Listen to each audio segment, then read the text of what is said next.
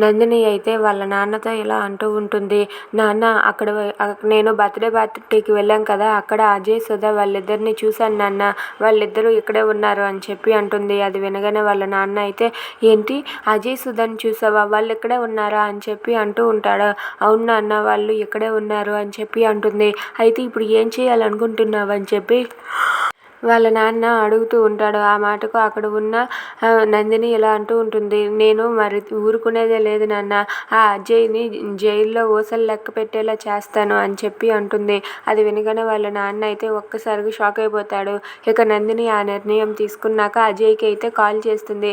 ఇక Ajay phone lift చేయగానే hello ఎవరు అని చెప్పి అంటాడు. ఆ మాటకి నేను నందినిని అని చెప్పి అంటుంది.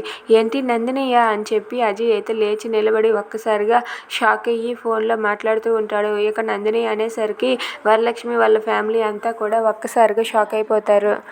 ఇక వరలక్ష్మి అక్కడ ఉన్న వాళ్ళ అమ్మ అందరూ కూడా షాక్ అయ్యి అలా చూస్తూ ఉంటారు. ఇక అక్కడ ఉన్న అజయ్ అయితే నందిని ఏంటి నందిని చెప్పు అని చెప్పి అంటూ ఉంటాడు. ఇక నందిని అయితే తను చెప్పవలసిన మాటలన్నీ కూడా అజయ్తో చెప్తుంది. ఇక నువ్వు కానీ ఇప్పుడు నా దగ్గరకు రాకపోతే నేను నిన్ను కోర్టు మెట్లు ఎక్కిస్తాను, చూస్తూ ఉండు, ఇప్పుడు నీకు జైల్లో చెప్ప కూడా మిగులుతుంది అని చెప్పి అంటూ ఉంటుంది.